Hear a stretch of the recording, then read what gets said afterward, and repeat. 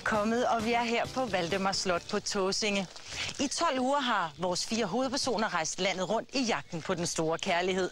De har mødt i alt 53 piger, og nogle steder slog det gnister, og andre steder, ja, der var man ikke i tvivl om, at det aldrig ville blive den eneste ene.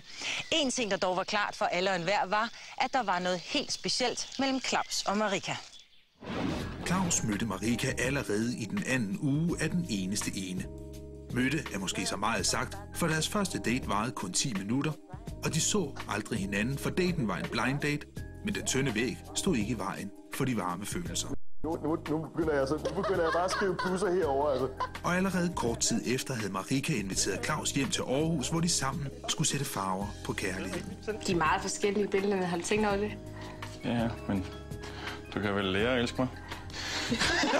Og Marika skulle hjem og bo hos Claus i Helsingør, hvor det var hans tur til at skrue op for de søde komplimenter. Jeg synes, det var sindssygt dejligt. Jeg kan ikke huske. Det synes jeg virkelig. Jeg synes virkelig, du havde den der charme og den der måde, du bare angreb den her date på, som om det var det mest naturlige i verden. Og som dagene gik og kærligheden blomstrede, kom de tættere og tættere på hinanden. Skide glad for, at du kom. Og hinandens venner. Hvis jeg skal gifte mig om 6 uger, så skal det være, fordi jeg er smagsforelsket. Ja, det skal ikke være på grund af pres eller noget. Nej. Tror jeg ikke. Hold da op. Det var da... Det virker det ikke til. Man skal ikke føle sig for sikker. Men rejsen af kærlighedens vej har ikke kun været en dans på roser. For de stejle bornholmske klippestiger var med til at sætte skub i tvivlen og usikkerheden. Så jeg tror, vi skal videre. Stine lever ikke videre, vel? Hvordan har du det med Marika? Jeg har det godt med Marika. Der er mange ting, vi ikke er enige om, men jeg har det godt med hende. Jeg er faktisk endnu mere i tvivl, om det skal være ham og mig. Og stadig forelsket hende? Ja, det er. Men som i et hvert eventyr endte det hele alligevel lykkeligt, og med troen på, at de to var helt rigtige for hinanden. Når man bliver glad for en, så bliver du også nemmere for såret, ikke? Og jeg tror faktisk, det var det, der gik op for mig sådan et eller andet sted, at det her, det kunne altså godt gå grueligt galt, ikke? Og jeg er bange for at miste dig. Mine følelser for dig nu, de er helt klare. Jeg er smaskforelsket. Det er der ingen tvivl om. Og så, for bare en uge siden, udspillede der sig her noget af det mest romantiske, jeg længe har været med til. Solen stod højt på himlen, og man kunne nok ikke have valgt en smukkere dag at fri til sin elskede på. Velkommen her til Valdemars Slot. Tak. Du skal have en rundvisning sammen med Claus. Og Claus, ham skal du møde nede bag ved tehuset. Jeg håber bare, jeg får styr på ham her.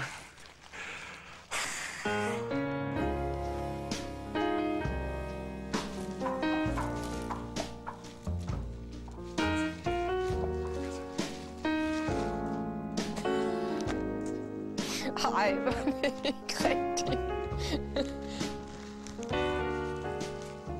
Hej. Hej. Jeg vidste ikke, du kunne ride.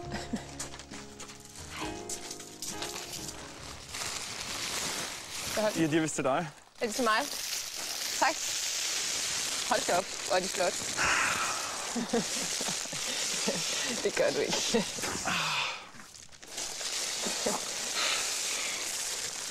Det gør du simpelthen ikke. Marika, jeg elsker dig. Jeg gifter mig. Jamen, det ved du jo godt, jeg gerne vil.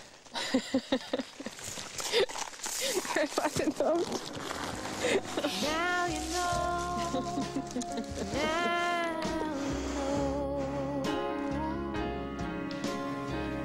Så smukt var det for blot en uge siden, og Marika sagde, det ved du da, jeg vil. Lykken havde ramt 2 mennesker med den samme drøm, nemlig drømmen om at skulle leve lykkeligt til døden dem skiller. Og i dag skulle Claus og Marika have stået her i kirken og givet hinanden deres ja.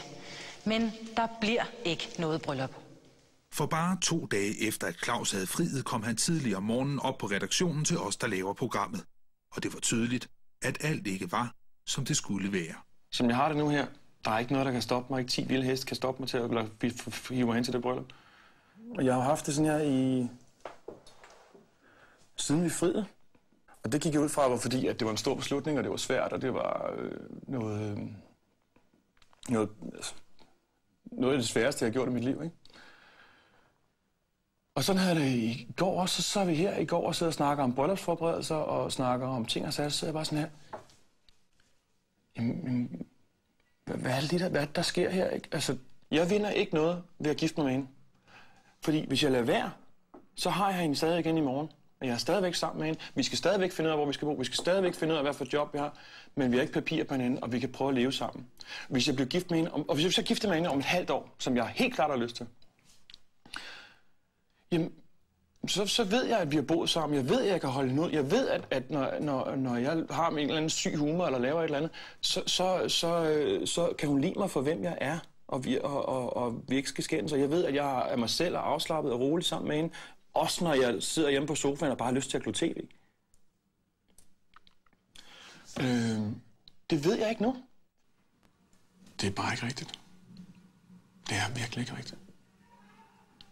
Og jeg tror mig, jeg ved, hvor dybt jeg sidder lige nu. Jeg sidder i halsen til lort. Med lort til halsen, det gør jeg. Hej. Midt i snakken afbrydes Claus og Marika, der ringer fra sit arbejde. Jeg har sagt, at jeg ikke vil giftes. Nej. Det kan jeg ikke. Det var det, vi snakkede om i går. Det kan jeg ikke. Jeg er 100% sikker. Jeg er ikke i tvivl. Ikke et øjeblik. Jeg har det rigtig, rigtig godt nu. Jo, det kan jeg ikke. Det kan jeg ikke. Det gjorde jeg, da vi snakkede om det, men det kan jeg ikke. Jeg kan ikke se det som en forlovelse. Det kan jeg ikke. Det kan jeg ikke. Det er umuligt. Det kan simpelthen ikke lade sig gøre. Så jeg håber, du tilgiver mig en dag. Jo, men det er hele min krop, der går imod det der, så det kan jeg ikke. Det kan jeg simpelthen ikke. Men jeg ville faktisk ikke fortælle dig det før i aften. Fordi du er på arbejde. Jeg elsker dig alt for højt til at gøre det her mod dig. Så jeg kan sgu ikke gifte mig, det kan jeg ikke. Det kan jeg ikke. Det er jo. Hej.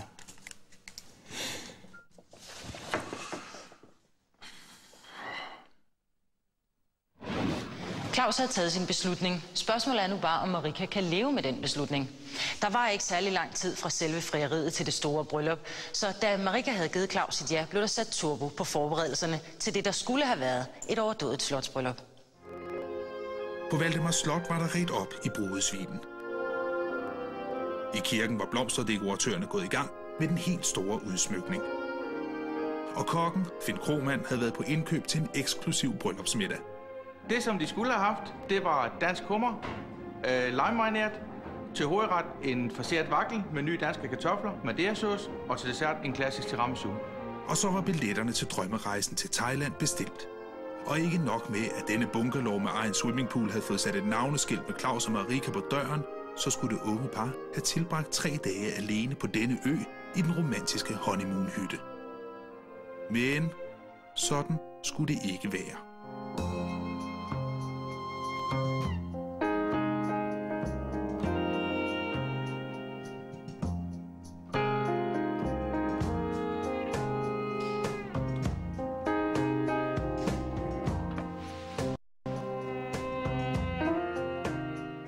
Selv invitationerne var trykt og klar til at blive sendt afsted. Men der bliver ikke noget bryllup, og derfor er vi så rykket herned i kælderen. Claus og Marika og de 3 andre mænd, de kommer lige om lidt. Og her der sidder Kjeld Burgby, der er præst og skulle have stået for vielsen. Velkommen til dig, Kjeld. Tak skal du have. Men allerførst tilbage til Claus og den svære beslutning. Marika er på arbejde hjemme i Aarhus, så Claus kan ikke mødes med hende før senere. Og indtil da har han sat sin ven Michael i stævne i Nyhavn. Helt vildt med hende. Før der havde jeg en tabsituation, hvor at jeg kunne miste hende, fordi jeg skubbede hende væk. I går, da jeg lagde mig ind til hende, havde bare sådan, jeg ligger mor i den anden ende af sengen, for det er bare slet ikke mig. Jeg burde være helt vild med hende og ligge og kramme og kysse på hende. Og det havde jeg bare ikke lyst til, fordi at hun gjorde mig ondt jo. Fordi at det her, det var forkert for mig. Jeg havde ondt i hele kroppen. Ja. Ikke? Og et eller andet sted, det var ikke hendes skyld, men det var det, som vi havde i gang med. Et eller andet. Jeg kan ikke forklare det. Så er det ikke rigtigt, jeg burde ligge og kysse og kramme hende endnu, og det har jeg også lyst til, og jeg savner hende helt vildt. Ja. Og jeg håber virkelig, at jeg kan få lov til at vise min kærlighed for hende i aften eller et eller andet. Ja. Jeg ved ikke, hvad jeg skal gøre. Jeg har ingen idé om, hvad jeg skal gøre. Jeg ved bare, at det, som jeg lige har gjort, vil jeg fri til hende. Ja. Kæmpe fejl. Det kræver mod at gå ind til det. Det kræver også mod at komme ud af. Eller ud af. Det kræver mod at sige, og sige nej, ikke? Det er ikke nu. Jo, men hvis jeg ikke siger nej nu, så fortryder det. Jeg fortryder det hele mit liv. Hvad synes du om det, Claus han gør? Først frier, og så trækker frielsen, når man vil tilbage? Nej, jeg synes, det er lidt tøse. Men okay, at man skal være 100% sikker, det er ikke nok med at være 95. Og han har åbenbart nogle tvivl. Og så synes jeg heller ikke, man skal gøre det. Vil du, hvis du nu var Marika, vil du så smutte nu? Jeg ville i hvert fald tænke mig godt om. Når han ikke sådan i det afgørende øjeblik siger ja og gør det, så vil jeg have mine betænkeligheder. Ja. Har du sådan et fast godt råd, du giver til folk, som så skal giftes? Ja, det handler Det Nye Testamente blandt andet om. Det er noget med at tilgive, for der kommer garanteret nogle dumheder både fra den ene og den anden side. Ja. Og det skal man så være villig til. Okay. Og hvis man ikke er villig til det, så skal man ikke gifte sig. Nej, det skal man nemlig ikke. Nej. Kjeld, han bliver her lidt endnu, men først så skal vi tilbage til Claus i Nyhavn. Claus og Michael har fået snakket om tingene, men også Per skal tages i ed på Claus' store beslutning om at springe fra brylluppet. Det er rigtig lort, jeg var rodet mod det. Er det? Ja, det vil jeg godt gøre. Hvorfor? Jamen, det er jo ikke på grund af hende, jo. Hvad så? Jeg kan ikke gå op og gå det, ikke allerede. Jeg kan ikke gå op igennem kirken, ikke allerede. Mener du det? Ja, det kan jeg ikke. Det kan jeg ikke. Det kan jeg fandme ikke. Hvorfor? Nu har jeg fået mere ro på nu, fordi jeg har ikke sovet i... Jeg har ikke sovet siden jeg besluttede mig, at jeg ville fri. Det lyder ikke så underligt, altså. Nej, men jeg troede også, det var koldt til, eller hvad man kalder det, langt også. Men det er det ikke. Hvis jeg var dig, så ville jeg sige, jeg vil se bort fra kamerahold, jeg vil se bort fra stort bryllup og alt mulige arrangementer og praktiske ting og foranstaltninger. Og så vil jeg kun fokusere på én ting, der er, elsker jeg den pige nok til at vil gifte mig med hende? Det vil jeg, ja. Hvis jeg havde det sådan, og var dig, så ville jeg gøre det. Men hvis du er i tvivl om I rent faktisk, som du sagde før, kan passe sammen, og hun kan holde ud og høre på alle dine venners pik og patter snakker, inklusiv mig selv, og ikke er sikker på det endnu, så skal du ikke gøre det. Nej, men det er jeg ikke. Nej. Men hvad nu, hvis du mister hende på grund af det her, Claus? Det kan du godt risikere, at hun bliver så tosset, som hun siger dig. Ja, det kan jeg godt. Jeg siger det, fordi at det skal du tage med i dine overvejelser, fordi... Det har jeg også gjort, og det som jeg sidder og tænker lige nu, og den følelse, jeg har lige nu, på at jeg ved, at hun kan være på vej ud af døren, ikke? Og sige, vil du have glemt det her, fordi du har sovet mig så dybt, ikke? Den følelse gør ikke lige så ondt, selvom jeg sidder og overvejer den, som jeg har haft i nat. Okay. Og de sidste par dage. Så tro mig, det er...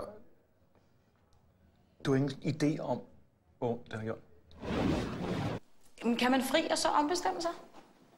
Det mener jeg ikke, man kan. Det har jeg også sagt til Claus. Jeg ved, at Claus er glad for Marika.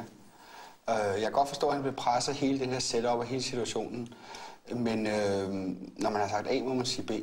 Så I ville have gjort det anderledes, hvis det var jer? Jeg havde gjort det. Du havde gennemført? Ja, det er helt sikkert. Okay. Men hvis det nu var jer, der havde fundet kvinden, ville I så have taget brylluppet? Ja, selvfølgelig.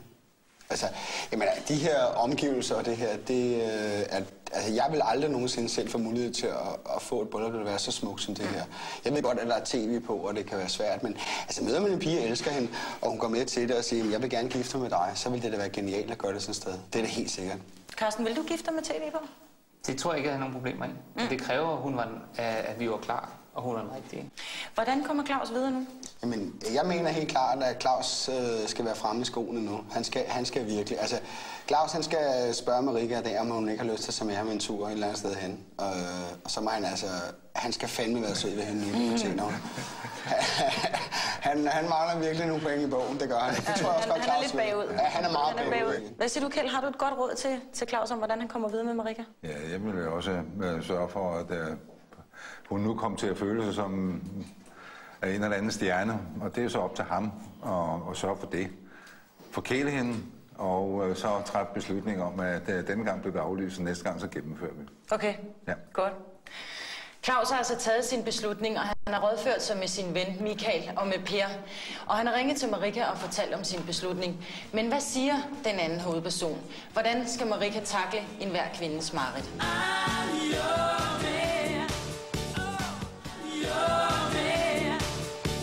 Velkommen tilbage til Valdemar Slot og historien om Claus og Marika, der skulle og så ikke skulle giftes. Marika, sidst vi sås, der havde Claus lige fred.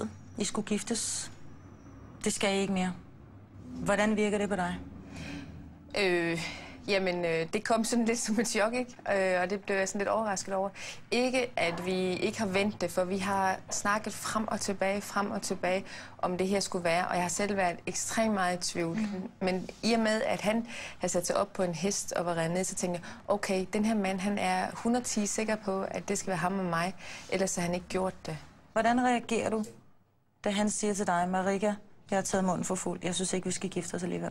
Jamen, jeg blev ked af det. Meget ked af det. Fordi et eller andet sted, så havde jeg fået den vendt fuldstændig rundt, og jeg havde set det her bryllup for mig.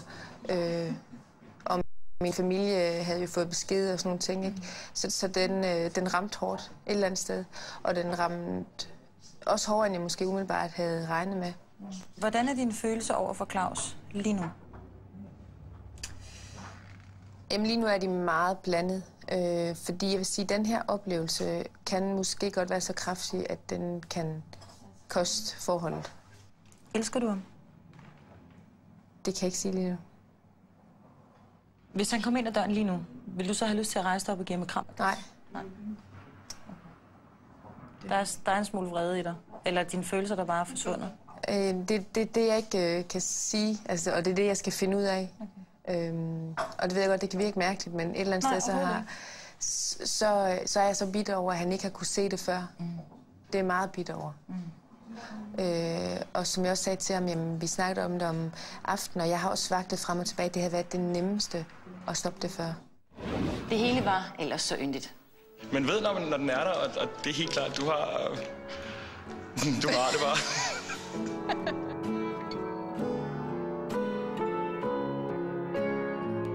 Så det bliver ved med at spille, som det gør nu. Men helt klart, så skal vi være sammen.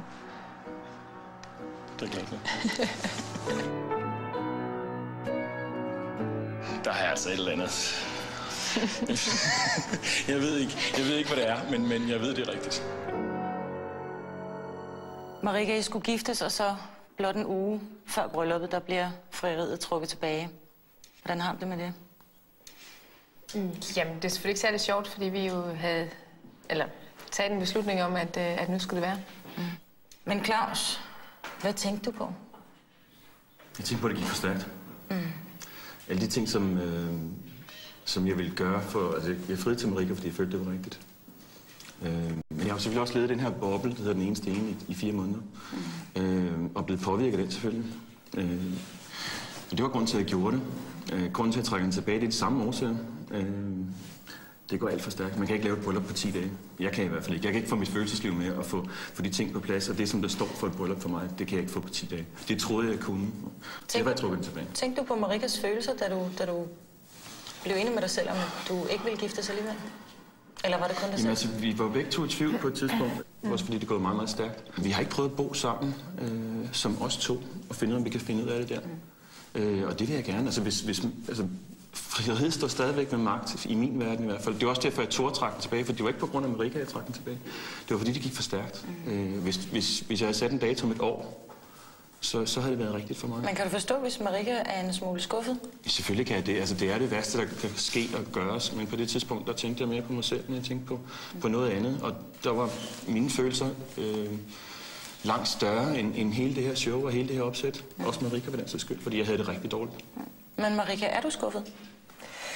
Jamen altså, Claus har fuldstændig ret i, at vi har været meget i tvivl. Og efter jeg er friet, og hvor kameraet egentlig bliver slukket, der tager vi jo også en lang snak om det her, det er det rigtige. For jeg tror på det tidspunkt var jeg egentlig den, der havde det mest dårligt. Vi har hele tiden sagt til hinanden, at grund til, at vi kunne gøre det her, det var fordi, vi så det som en stor forlovelse, og ikke som et bryllup. Og der er det går op for mig, at det er altså et bryllup. Det er ikke en forlovelse. Hvis man elsker hinanden, er det så ikke nok? Jo, det kan man sige, og det var også derfor, vi valgte at gøre det, ikke? Og jeg havde jo netop været igennem hele det her følelsesregister for og imod, og sidst var jeg faktisk virkelig derhen, hvor jeg synes, jamen det er det rigtige, vi gør, og jeg vil glæde mig til den her dag. Og så er det jeg så, dagen efter, for at vide, at det så skal ikke være alligevel. Ja. Okay. Hvad fremtiden bringer, det vender vi tilbage til senere, for det var ikke kun Claus og Marika, der var på jagt efter kærligheden. Det hele startede her på slottet en kold vintermorgen. Det hele startede med de 3 ungersvende, Per, Claus og Kasper, der drog her til slottet med oprejst pande og et vældigt mod på livet. Og over i den eneste ene special havde Carsten taget kampen op og sat sig som mål at knække den hårde nød hende, der også er kendt under navnet Lone, og som 31 mænd i løbet af efteråret måtte give op overfor. Alle drog de ud for at søge efter en kvinde, der kunne rykke dem fri af ensomhedens lænker og fuldende deres drømme om en at dele livet med. Hvad siger du til at blive gift om 2 måneder? Men de skulle så grueligt meget igennem, altså de stakkels kvinder. For det var ikke altid, at de søde mænd var lige søde, eller at snakken flød så lystigt, som man kunne ønske sig. Hvad har du lyst til?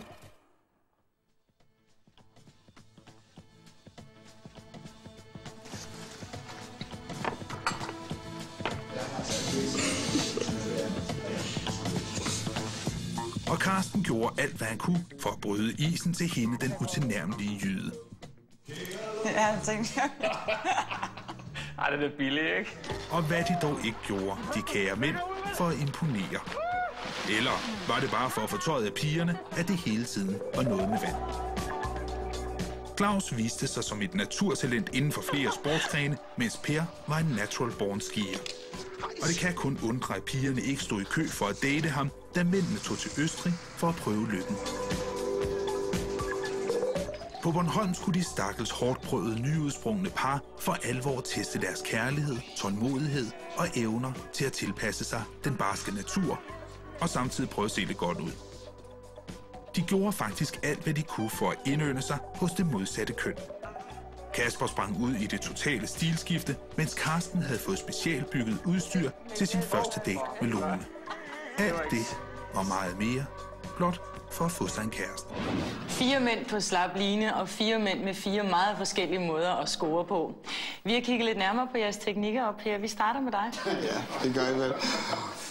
Nu har jeg klassen der på gammel og drukket dig halvstiv, så nu må du være klar. Nu skal vi i seng. Altså, jeg har det sådan med hensyn til ens sexliv, så bliver det kun bedre og bedre og bedre. Men det kræver også, at man synes, det er sjovt, og man gider prøve nogle ting af. Det var ikke, fordi sex var så dårligt, at jeg har kun fået 2 gange. Jamen, det er jo det. Man har jo kun sex, når man skal have børn. Jamen, det er det. Ellers er det jo noget griseri. Ja, det er også det. Sådan har jeg det også. Ja. Jeg er god til at bruge mine hænder.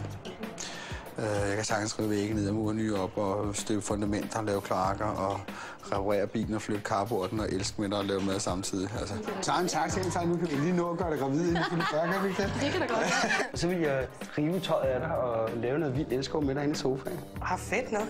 Det er okay. Ja, hvornår er det lige, vi skal mødes? Per, er det vejen frem og dykke syd for livremmen lige fra start af? Er det ikke bare lige nu, jeg skal gå, eller hvad? Jo, altså, jeg er sgu da en værre røver. Altså, det tror jeg egentlig, at der er nogen, der ikke ved. Jeg har haft en idé om, at det vigtigste for mig gennem hele det her har været at bevare mig selv. Og jeg er en røver. Jeg kan godt lide at snakke om... nu vil jeg ikke sige pik og patter, det kunne jeg ikke finde på at sige på tv, men ellers jo, ja. Jeg synes, sex er dejligt, jeg synes, det er fedt, jeg kan godt lide at være fræk, og jeg kan godt lide at frem for alt at være mig selv, og jeg synes, sådan noget er vigtigt. Ja. Kasper, du er lidt mere diskret i din tilgang, sådan mere verbalt i hvert fald, men du har et andet meget karakteristisk træk. Tak for sidst. Kasper fandt ikke sin den eneste ene i denne omgang, men han kan i det mindste tage herfra med mindet om en lang række knus og gode polly i hånden øjeblikke. For Kasper frygter ikke den fysiske kontakt. Du se mig. Tusind tak, fordi du ville se mig, Bibi. Det var rigtig sødt af dig. Men vi skal desværre videre. Ja. Der er blevet sovet ski, det synes jeg ved om. Så. Tusind tak for i dag. Det var rigtig, rigtig hyggeligt. Det var dejligt, at fik nogen besøg dig.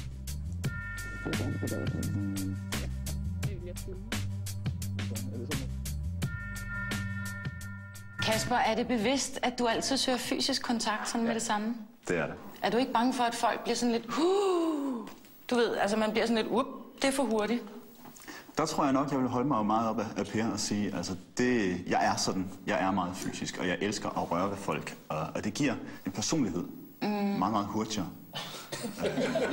Ja, altså det gør det jo. Men altså, der er ikke noget sjovt ved at sidde og tale med en, hvis man ikke kan røre ved den. Det mener jeg. Nej, men er du ikke bange for, at der er nogen, der bliver sådan... Jeg tror, jeg ville blive forskrækket, hvis jeg... Velkommen tilbage til den sidste afdeling af Den Eneste Ene. Vi har kigget lidt på alle de dejlige dates, drengene har været ude på, og jeg ved godt, at det ikke altid er nemt at møde nye piger hele tiden, men det kan jo altså også være svært at skulle give afslag. I skal jo ringe op til pigerne. De piger, som I ikke vil se igen. Og fortælle dem, at, at I ikke vil se dem igen. Jeg hader det her. Kan til at ryste af på mine hænder? Ja, altså... Vi kan lige så godt hoppe ud i det. Og jeg synes, du er en helt vildt dejlig pige. Men du er ikke den eneste for mig. Så. Jeg synes, du er sød og sådan ting, men jeg synes også, det er svært. Jeg har ikke noget, sådan, der tigger helt vildt inde i mig i øjeblikket. Så jeg synes ikke, der var en god kemi mellem os i dag. Sådan tror jeg også, du har det. Nej, jeg synes, det har været rigtig hyggeligt at snakke med dig. Jeg synes, det er en rigtig sød pige. Jeg er ikke sikker på, at det skal være også til. Jeg har mødt en pige, som jeg synes er kanonsød. Så du synes ikke den sidste date, jeg kom på. Det er jeg ked af, men... Og vi ville godt have haft det at vide før. Ja, det ved jeg godt. Per, er det svært at skulle give afslag? Ja, det er, selvfølgelig er det det. Altså, jeg har ikke lyst til at, som jeg har følt, jeg har gjort i 3 måneder, rende rundt og være en rigtig dum svin, fordi det gør du. Det føler du. Og så kan folk sige, ja, men pigerne ved ikke så godt, hvad de melder sig til, og de kender dig ikke, og alle de der ting. Men jeg har oplevet det meget svært. Jeg har oplevet, at det har været utrolig behageligt. Blandt andet, for at nævne bare en, Linda, Gitte, jeg kan nævne flere, som jeg lærte lidt at kende, og som var fantastiske piger. Og hvor jeg ikke synes, at det var fedt lige pludselig at sige farvel og tak. Det har været den meget store negative side af noget, som har været fantastisk sjovt. Okay. Claus, hvad har for dig været det sværeste afslag? Udover at skulle ringe til Marika og sige, at du ikke ville giftes alligevel. Det var helt klart Stina. Stina? Ja, fordi at, der kendte jeg godt Marika og var godt klar over, at det var hende, jeg gerne ville have. Og hun laver den her date for mig, og hun tror selvfølgelig, hun har en chance. Det havde hun ikke allerede, da gik ind, så det var synd. Det var helt klart sværest. Okay. Kasper, hvad er et godt afslag? Det er der ikke noget, der er. Det gør ondt. Det gør ondt at få et afslag. Et godt afslag, det er et hurtigt afslag. Og så videre med livet. Okay. Men tidligere så vi jo 2 af de piger, som du har været ude med. Der er også en hilsen til Per og til Claus. Hej Per. Her er en lille hilsen fra Kolding. Nu sætter jeg og kigger på programmerne, og jeg kan kun sige, at jeg håber virkelig, du finder den eneste ene. Det er synd, at det ikke blev os 2, men det er jo fordi, du ved jo heller ikke, hvad du går glip af. Men jeg ønsker dig held og lykke fremover. På vejen hjem fra vores Bornholmersur, der puttede Per sig ind til mig og var utrolig sød, og jeg troede virkelig, altså, hallo, jeg synes, et eller andet sted, så troede jeg skulle have hun glad ved mig. Hej Per, det er Pia. Du ved, hende med fiskestangen. Jeg blev ikke din drømmepige, og du blev ikke min drømmefyr. Jeg ved ikke lige hvorfor, men der manglede nok bare lige det, som der skulle være. Han giver ikke nok, og han har ikke den her dybe følelse med at kan tage mig med storm. Og det vil han aldrig nogensinde kunne, fordi at jeg føler måske, at han er lidt overfladisk. Og det vil sige, at han er ikke klar endnu, tror jeg, til at have en pige, der rummer en masse dybde. Hej Claus, en hilsen her fra Gete, fra Fyn af. Jeg vil ønske dig alt muligt held og lykke fremover. Jeg kan se, det går dig rigtig godt, og jeg håber, I 2 bliver rigtig lykkelige fremover. Claus og jeg blev enige om, at vi ikke skulle se hinanden mere, og det har jeg sådan set helt fint med. Og jo mere jeg ser det i fjernsynet, jo gladere er jeg blevet for, at jeg ikke er fortsat. Jeg synes lidt, at alle piger de er gudskønne og bare så dejlige. Ved du hvad, Claus? Nu får du simpelthen lige en hilsen her fra Esbjerg. Det blev ikke os 2, men jeg kan se, at du har fundet lykken, og det er jeg glad for. Jeg føler med hver onsdag, og nu vil jeg gerne synge en sang for dig og Marika, og ønske jer alt muligt held og lykke. Summertime and the living is easy. Jeg har mødt en sød fyr, som måske godt kunne være den eneste ene for mig. Så det prøver vi at bygge lidt på, og så må vi se, hvad der sker med det. Så det går jo godt. And your mom is good looking. So hush, little baby, don't you cry. Ha' det rigtig godt. Og lige som en slutbemærkning, så vil jeg sige, at det er jo lidt, du kan se mig bagfra, hvor jeg er sådan en rigtig god røv i de her bukser.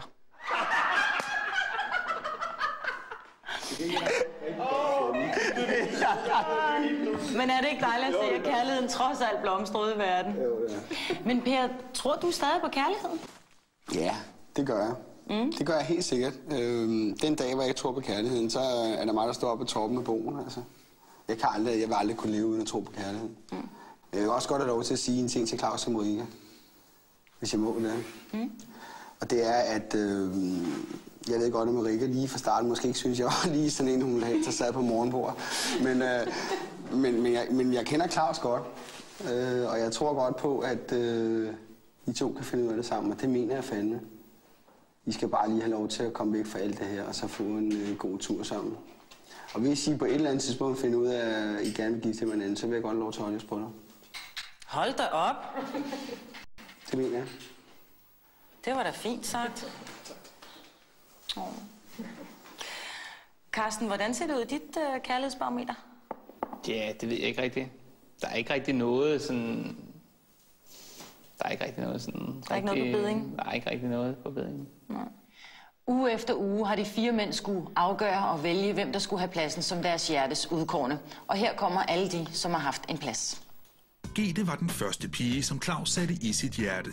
Men allerede efter 2 uger overtog Marika pladsen som Claus' udkårne, og den plads har hun beholdt lige siden. Den første pige, Kasper satte i sit hjerte, var Bibi, som allerede efter en uge blev skiftet ud med Maja, og igen ugen efter med Elsebeth. Men derefter formåede ingen af Kaspers dates at indtage pladsen i hans hjerte, som forblev tomt, men ikke koldt. Lone var den første i Carstens hjerte, men da det ikke gik, var Carsten ude at møde andre kvinder, og så overtog Charlotte pladsen. Efter Charlotte mødte han Kirstine, men han er kommet i tvivl, så nu er Carstens hjerte igen tomt. Per nåede på de 12 uger at have 5 kvinder i sit hjerte. Den første var Gitte, så var det Marion, og derefter Linda, der som den eneste var Pers udkårne i 3 uger. Så var det Lones tur, og som den sidste af dem alle, var det Annette, der havde pladsen i Pers hjerte. Nu er vi nået til sidste uge, og Kasper og Carsten, I har ikke nogen siddende i jeres hjerter, og I har heller ikke nogen, I vil sætte i jeres hjerte. Per, du valgte at tage Annette med til brylluppet. Skal hun så nu have pladsen i dit hjerte? Jamen, det skal hun da. Altså, nu er det jo, så kommer vi jo på sidste vers, kan man sige, men jeg havde en rigtig, rigtig sjov date sammen med Annette. Vi var på Bakken sammen, og det var godt nok sjovt. Altså, jeg kan godt lide piger, der siger, det tør jeg ikke, men lad os bare gøre det alligevel. Ja. Okay. Så det skal hun. Claus, vil du have Marika som ved din side sidder, som din kæreste? Det kan jeg tro, jeg vil. Ellers ville jeg ikke have to at gifte mig med i dag. Okay. Spørgsmålet er nu bare, om Marika vil have pladsen i Claus' hjerte. Det kan du simpelthen ikke. Marika, jeg elsker dig. Jeg gifter mig. Jamen, det ved du jo godt, jeg gerne vil. Jeg har sagt, at jeg ikke vil giftes. Det er hele min krop, der går imod det der, så det kan jeg ikke. Det kan jeg simpelthen ikke. Marika, det spørgsmål, som jo nok ligger på mange læber lige nu, det er, vil du fortsat have Claus? Det kan faktisk ikke svare klart ja til, fordi oplevelsen har selvfølgelig sat nogle spor, som ikke er så sjove, som vi selvfølgelig skal have snakket igennem. Men det er også sådan, at vi har jo haft så mange gode oplevelser sammen, så selvom der er kommet lidt skår i porcelænen, så må vi jo ud for det her, når fjernsynet nu slukker efter i dag, prøve at se, om vi fortsat kan bygge et eller andet op. Har du evnen til at tilgive ham? Jeg har altid en evne til at tilgive, men selvfølgelig er det er en sej oplevelse, som man har været igennem. Og den overskygger jo et eller andet i dag, men modsat så kan det godt ske, at jeg kan tilgive jer. Hvordan er dine følelser det samme for ham nu? Nej. Nej. Okay. Da de 4 mænd ankom her til slottet i dag, der var de iført deres fineste pus.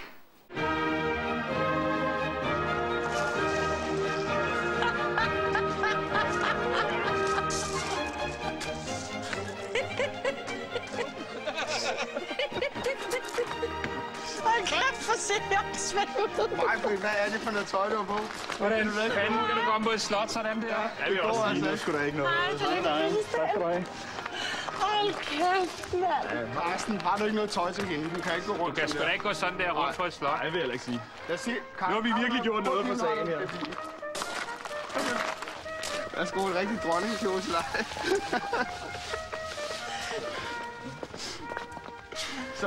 Så vi venter, du går ind og skifter nu, og så mødes vi jo lige lidt. Ja. Så sluttede vi denne omgang af den eneste ene. Claus og Marika blev ikke gift, og tiden vil vise, om deres kærlighed holder. Karsten, Kasper og Per, ja, de fortsætter stadig deres jagt på den helt rigtige. Tak fordi I kiggede med, og husk, ligegyldigt hvor håbløst den måtte se ud, ja, så findes der en til enhver. Og ligegyldigt hvor langt der end måtte være mellem de søde mænd og de søde piger, ja, så er der håb for alle, som tror på kærligheden. Tak fordi I kiggede med, og held og lykke. Det var så afslutningen på kærligheden for denne gang. Pratt bliver overtalt af sin udviklingshæmmede bror til at hjælpe en alvorlig skadet røver, der har lokket Leon ud i en kriminel løbebane. Det er skadestuen på torsdag kl. 20. Om lidt er der heksene for One Manor.